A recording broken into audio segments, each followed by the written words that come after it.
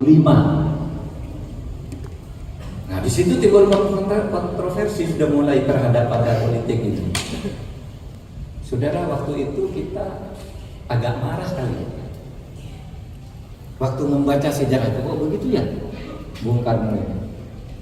Partai politik hasil pemilu dibubarkan. Yang berhak memberlakukan undang-undang dasar bukan presiden, itu seharusnya konstituan. Lalu ditulis di sejarah ketatanegaraan kita, Bung Karno melanggar konstitusi sehingga dijatuhkan pada tahun 66. Tapi saudara, kalau saudara lihat kehidupan partai politik sekarang ini, rasanya Bung Karno benar. Partai politik suka ngaco itu.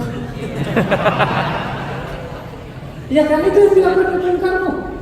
Loh, kalau enggak negaranya pecah. Dulu kita maki-maki Bung Karno setiap penatanan P4 demokrasi perpimpin di sana. Lalu sesudah saya jadi menteri ditahu, oh iya ya, Bung Karno enggak salah, kalau dilihatin kayak dia gini, enggak dilawan, enggak ditreatment dengan tegas, negaranya bisa hancur, saudara.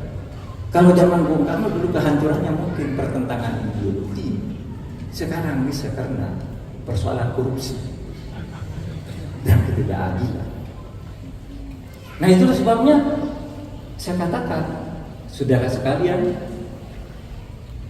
jadi kita ini, saudara sekalian,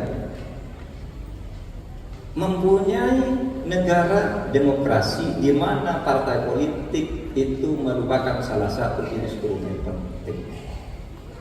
Itulah sebabnya zaman Pak Harto itu partai politik yang zaman Bung Karno yang ikut banyak sekali sampai perorangan ikut. Zaman Pak Harto dijadikan 10 aja yang boleh ikut. Pemilu pertama tahun 2021, saudara yang sudah ada di tahun 2021 ingat ada 10 partai politik. Tapi tahun 73 oleh Pak Harto disederhanakan ke 3 aja biar tidak ribut-ribut. Ternyata lalu kemudian 3 partai ini dikooptasi oleh kekuatan politik Orde Baru, sehingga di situ terjadi KKN, korupsi dan nepotisme yang akumulatif. Apa akhirnya? Pak Harto dijatuhkan juga, tidak ikut ketentuan undang-undang dasar. Demokrasi zaman Pak Harto itu demokrasi formal berjalan, setiap 5 tahun ada pemilu. Pemilunya ya direkayasa, tidak pakai survei, saudara, udah pemenangnya udah tahu. Kalau sekarang ini kan asik nih, asik saudara, jangan salahkan situasi sekarang ini survei.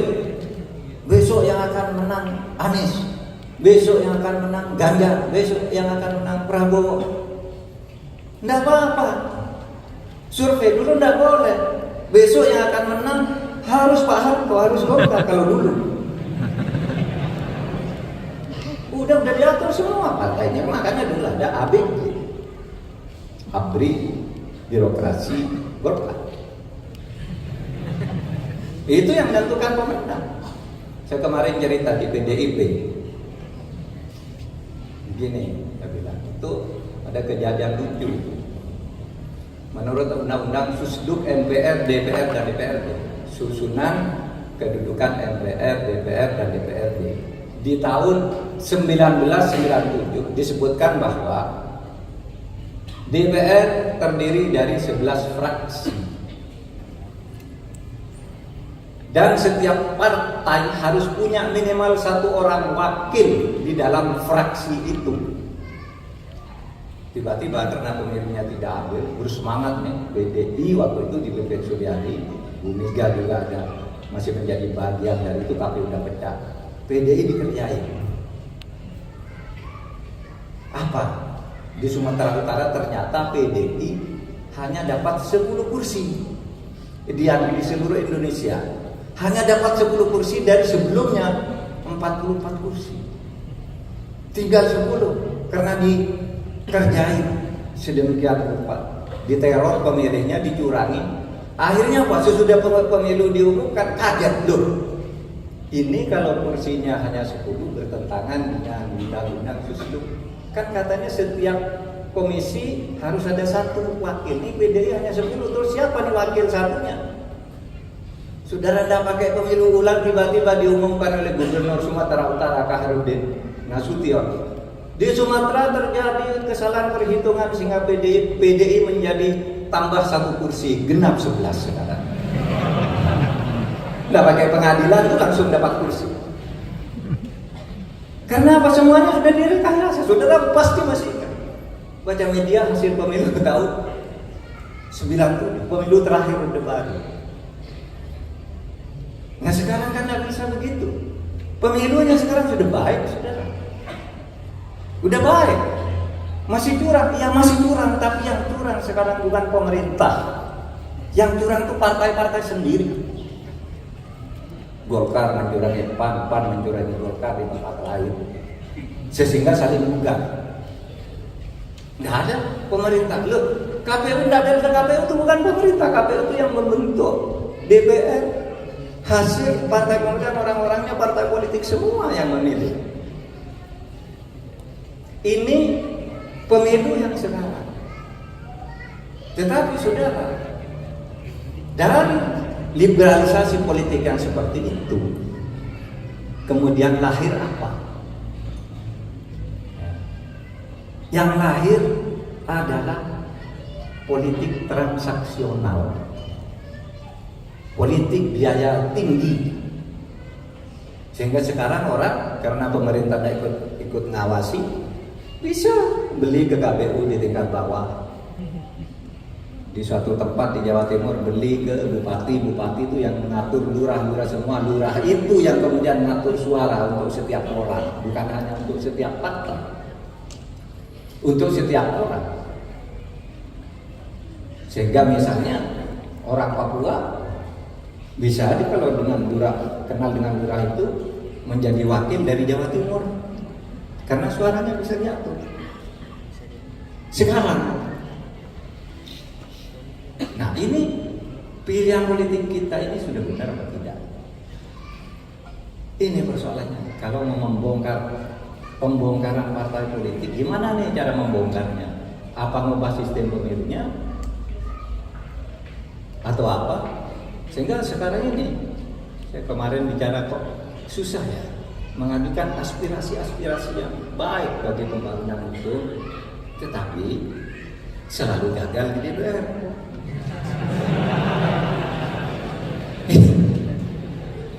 Lalu siapa ini yang salah? Ini zaman Bung Karno itu undang-undang, wah hebat, banyak lahir. Setiap ada aspirasi rakyat undang-undang dibuat, undang-undang. Zaman Pak Harto juga lumayan. Nah sekarang ini undang-undang penting nggak bisa lahir. Parpolnya nolak. DPR-nya nolak. Ketika ditanya, DPR kok nolak? Dan kan terus, bos.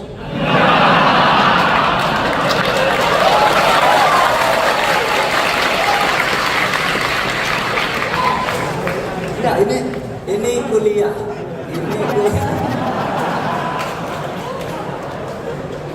Ini kuliah fikih politik. Fikih siasah ini. Oleh sebab itu, bagaimana ya kita ini sekarang memperbaiki? Sehingga kalau saya rangkum yang tadi itu, pertama, di zaman demokrasi liberal dulu banyak parpol berkelahi, hampir membuat negara pecah. Bung Karno mengeluarkan dekret yang sebelum direnung-renungkan sekarang, ternyata Bung Karno itu ada benarnya. Kalau benar, Bung Karno itu kan integrator, saudara. Kalau melihat itu bangsa mau pecah, ambil dia tindakan dengan risiko apapun, ambil. Tapi itu dianggap salah. Mana yang menurutkan apa? Oh ini konstitusi tidak jalan, sehingga terjadi perdebatan di orang baru. Kita ini mau membangun stabilitas atau demokrasi. Kalau demokrasi seperti zaman Bung Karno tidak stabil. Kalau stabilitas dibangun, ekonomi tumbuh. Lalu dikatakan untuk sementara milik pertumbuhan ekonomi, demokrasi kecilkan dulu. Itu resmi keputusan Seminar Angkatan Darat di Bandung tahun 1966. Saudara. Nah, itu masalahnya. Kemudian di era Orde Baru disederhanakan agar partai tidak terlalu banyak instruksi, modal asing susah masuk, kalau tidak ada stabilitas, maka zaman Orde Baru hebat itu tumbuh ekonomi rata-rata setahun 7%. Tetapi karena demokrasinya tidak ditumbuhkan, kekuatan rakyat tidak dibangun, ketika terjadi krisis moneter, jatuh paling cepat dan sembuh paling lama. Negara lain juga kena krisis moneter, tetapi mereka setahun 2 tahun mereka pulih. Indonesia sampai bertahun-tahun tidak pulih dari krisis moneter waktu itu. Karena apa? Demokrasinya tidak dibangun, katanya karena ingin pertumbuhan. Nah sekarang kita lalu melakukan reformasi, buka lagi demokrasi, lalu muncul demokrasi transaksional. Saya dulu kan marah-marah ya, demokrasi. Saya bilang di Indonesia itu demokrasi transaksional, demokrasi uang. Mau kepala daerah itu tidak ada kepala daerah yang tidak dibiayai oleh cukong. Sebagus apapun ada yang biayai. Ya, enggak semuanya Pak, ya betul. Berapa? 84% kata KPK. KPK itu menyatakan resmi hasil temuan KPK 84% kepala daerah di Indonesia dipilih melalui cukong.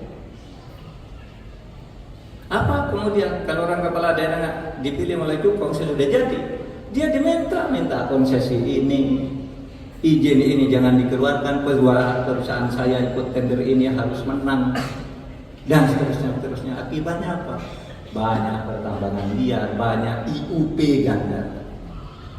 IUP itu izin usaha perusahaan penambangan ganda, sudah diberikan ke saya, diberikan lagi ke orang lain, ribut. Maka kemarin sangat mengagetkan ketika indeks persepsi korupsi kita turun anjlok. Itu Pak Jokowi sudah membangun dengan baik, naik terus. Sejak ini sampai mencapai 38, tiba-tiba naik ke 34. Kaget kan? Waktu peringatan 1 abad NU di Sidoarjo, saya sebenarnya punya tugas melepas lomba gerak jalan warga Nahdien, tapi Pak Jokowi ngajak pulang ke Jakarta, ikut satu pesawat. Saya tidak jadi ikut acara NU lanjutannya, bicara tentang indeks persepsi korupsi. Apa yang terjadi? Saya bilang, Pak, masalahnya ada di berbagai sektor. Dari mana Pak Mahfud tahu? Tahu karena saya mengundang Transparansi Internasional ke rumah saya, mengundang Litbang Kompas ke rumah saya, mengundang partnership yang selama ini bergerak menilai tentang korupsi. Kesimpulannya apa? Kesimpulannya itu korupsi itu ada di birokrasi, terutama perpajakan dan bea cukai. Clear itu kesimpulan Transparansi Internasional. Nah di situ Pak Jokowi sudah agak dia agak takjub, agak bacakan. Kok tidak sembuh-sembuh? Nah, kemudian ada di mana? Korupsi itu ada di DPR.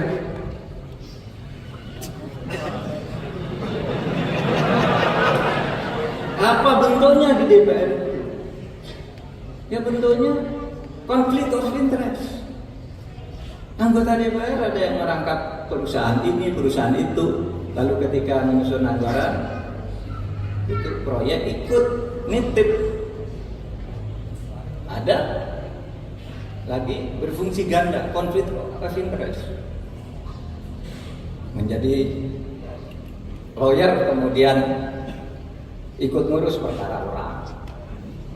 Itu temuan Transparansi Internasional. Yang ketiga di pengadilan, kasus-kasus sudah dibayar. Ada tuh udah ditangkap tuh. Di Mahkamah Agung ini ada 4 hakim agung ditangkap sekarang. Bayar. Perkaranya udah jatuh, Karena perkara udah dijatuhkan itu enggak bisa diubah. Saudara. Hakimnya ditangkap.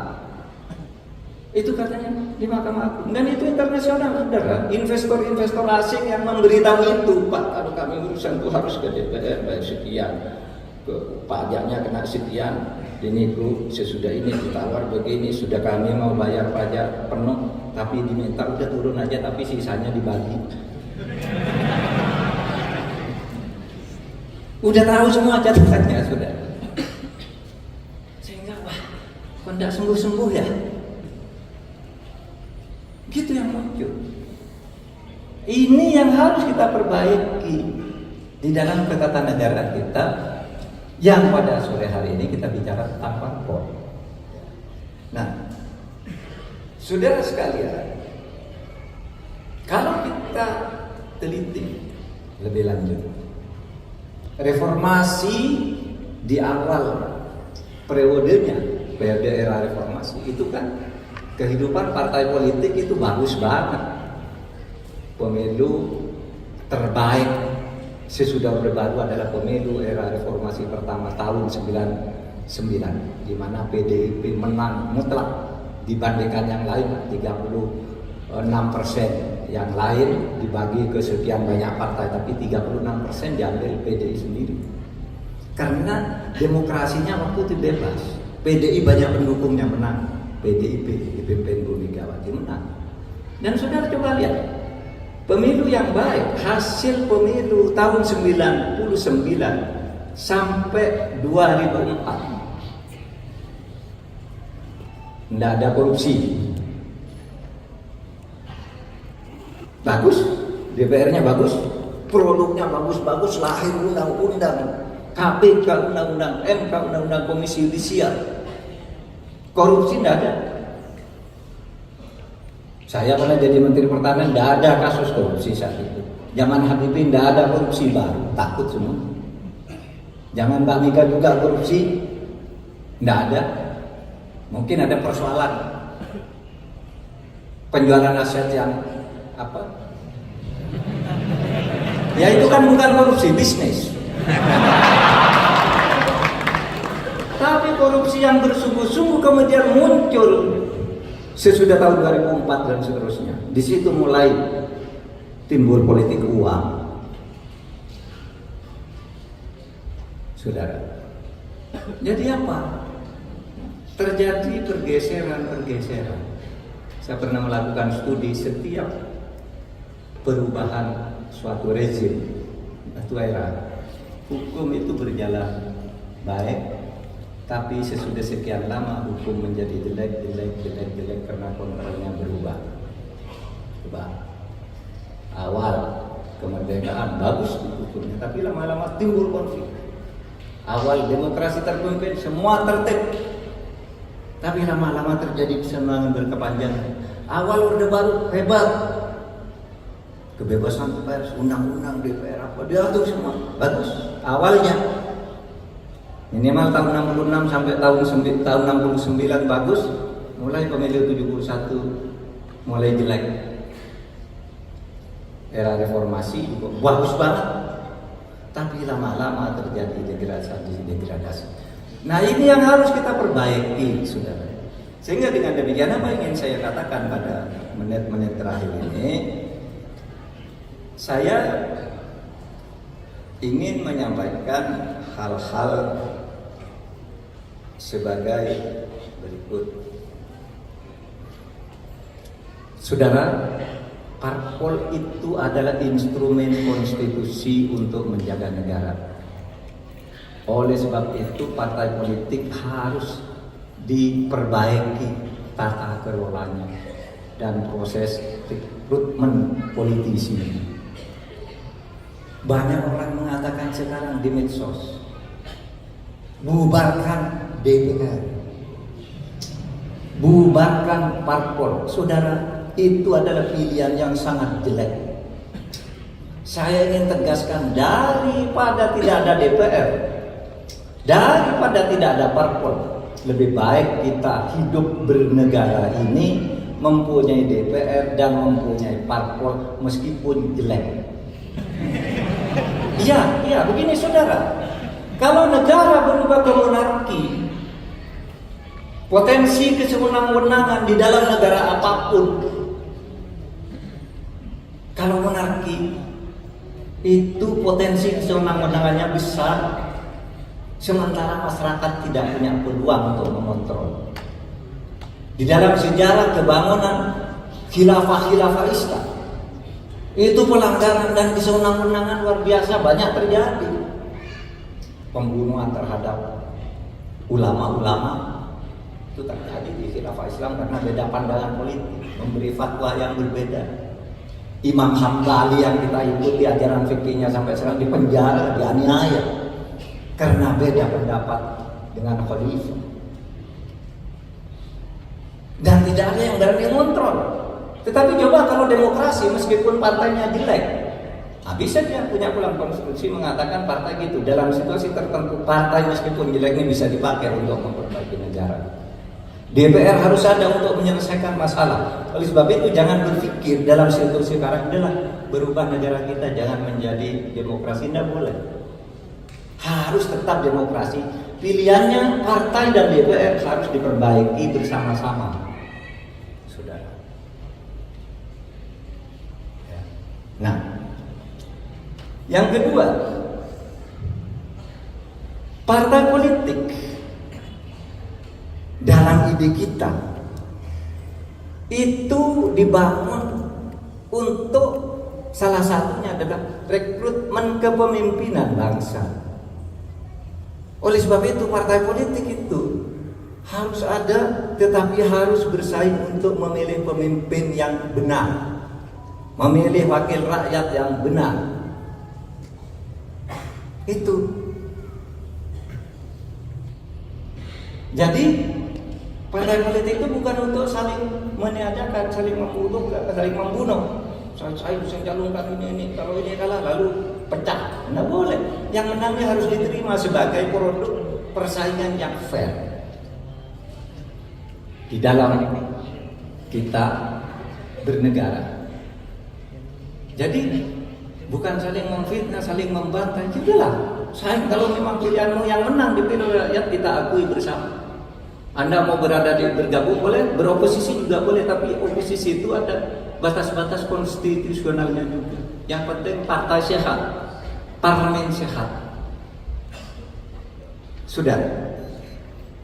Dan yang terakhir, saudara, tidak ada partai politik itu yang jelek benar. Tidak ada partai politik itu yang baik benar. Di partai apapun ada orang baiknya, tapi di partai apapun juga ada koruptornya. Oleh sebab itu, ini yang harus diperbaiki. Dan bagi kaum muslimin, karena partai politik itu sama fungsinya adalah untuk memperbaiki, dan tidak ada kebaikan mutlak di satu partai, tidak ada kejelekan mutlak di satu partai, maka kita ini umat Islam itu boleh memilih partai apa saja, asal niatnya ingin memperbaiki negara. Saudara, milih PDIP tidak haram, milih Golkar tidak wajib, milih PAN tidak sunnah juga. Pilih sesukamu, tetapi kemudian bertemulah di dalam apa yang disebut kalimatun sawa. Kalimatun sawa itu apa? Visi yang sama. Partai apapun ingin negara ini baik. Nah, di situ kita ketemu. Meskipun kamu masuk Demokrat, masuk PDI, masuk apa-apa, tapi kita punya visi yang sama dengan cara dan pintu yang berbeda. Saya tutup ini dengan satu ayat. Kisah Nabi Yakub ketika suatu saat anak-anaknya tertangkap di Mesir oleh aparat penegak hukum Raja Mesir, yaitu Yusuf. Anak-anaknya Yakub datang ke Mesir minta jatah karena waktu sedang terjadi pacak kulit, lalu diangkat oleh Nabi Yusuf, panggil orang-orang itu ke situ. Kata Nabi Yusuf melihat saudara, dia saudara, dipanggil, ditanya, kamu dari mana? Saya dari Kanaan. Siapa ayah? Yakub, Nabi Yakub, itu ayahnya sang raja yang sendiri. Terus saudaramu selain kamu siapa? Yang selain saya masih ada satu anak kandung saudara kami, yaitu Bunyamin. Bunyamin tidak ikut ke sini karena menemani ayah saya yang sekarang ini buta karena menangis terus sejak anaknya Yusuf hilang karena dibuang ke sumur itu, lalu dianggap hilang, nangis. Nah begini, kamu saya pulangkan, bilang ke ayahmu saya ingin ketemu Bunyamin, bawa ke sini Bunyamin. Terus apa? Anak-anak itu minta ke ayahnya, Yakub tidak boleh, saya tidak izinkan Bunyamin dibawa menghadap Raja Mesir. Kenapa? Saya khawatir terjadi seperti Yusuf kalau kamu yang bawa. Kenapa? Dulu Yusuf katanya akan kamu jaga, ternyata hilang, tenggelam di sumur. Sekarang kamu bawa Bunyamin lagi, tidak boleh. Kata Yakub, Abah, ini raja yang minta, ada perlu, dan ini menyangkut juga kebutuhan-kebutuhan kita, kebutuhan ekonomi masyarakat kita di Kanaan ini. Kami harus bawa adik Bunyamin ini. Baik, kalau gitu kamu bersumpah bahwa kamu akan melindungi Bunyamin sampai ketemu Raja Yusuf, lalu kembali lagi ke saya. Bersumpah mereka. Lalu apa yang dikatakan oleh aku? Ini bunyinya. Wa qala ya bunayya baniya la tadkhulu min babin wahidin wa tadkhulu min abwabin mutafarriqah. Hai anak-anakku, kalau kamu mau masuk ke istana, kamu harus masuk dari pintu yang berbeda. Jangan masuk di satu pintu, pas ketemu pas pampres yang galak kamu diusir habis. Gitu kan? Pintu di istana kan banyak, lewat sini, lewat sini, lewat sini. Mungkin yang sini pampresnya galak, yang di sana mungkin baik hati, kamu diajak masuk ke istana. Maksud saya, kamu boleh lewat PDI, lewat Golkar, lewat Demokrat, lewat apa saja. Nanti kalau sudah masuk ke pusat kekuasaan, bangunlah kesejahteraan sesuai dengan perintah Allah bersama-sama. Panggil saudara-saudaramu yang belum bisa masuk itu untuk membangun bersama. Sehingga saudara jangan bermusuhan karena partai, karena beda calon presiden apa, tidak usah bermusuhan. Pilih ya pilih. Tapi tidak usah bermusuhan. Kita masuk lalu di sini lah bawa pesan-pesan keislaman kita untuk membangun masyarakat di mana negara ini akan menjadi baldatun thayyibatun wa rabbun ghafur. Nah, kalau gitu hidup bernegara itu enak. Tidak usah bermusuhan. Kamu tidak Islam, kamu suku ini, tidak ada. Di dalam Islam itu tidak boleh perbedaan agama lalu menyebabkan kita memusuhi orang lain. Karena bagi Islam sudah jelas. Bagiku agama, lakum dinukum, agamamu. Waliyadin, agama saya. Itu yang apa? Itu yang urusan ubudiyah ilahiyah. Yang urusan ibadah kayak gini itu agama saya yang mau ke gereja sana, lakum dinukum waliyadin. Tetapi di dalam hal-hal membangun negara ada yang di luar lakum dinukum waliyadin ini, yaitu muamalah. Nah, di dalam muamalah ini kita ketemu kalimatun sawa. Dalam Al-Quran itu katanya, Qul ta'alau ila kalimatin sawain bainana wa bainakum. Ayo kita bertemu di dalam kalimat yang sama. Apa kalimat yang sama? Lakukan pemilu dengan jurdil dan luber. Nah, itu agama apa saja sama. Tingkatkan pertumbuhan ekonomi. Agama apa saja sama. Pilih pemimpin yang benar dan jujur. Agama apa saja sama. Suku apa saja sama. Itu disebut kalimatun sawa. Nah, soal-soal akidah, uluhiyah, ya silakan.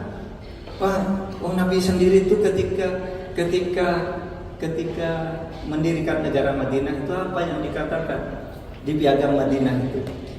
Ya, hadza kitab min Muhammadin sallallahu alaihi wasallam bainal mu'minin wal muslimin wa Yasrib wa Quraisy wa man tabi'ahum falahiqa bihim wa jahada ma'hum. Tuh.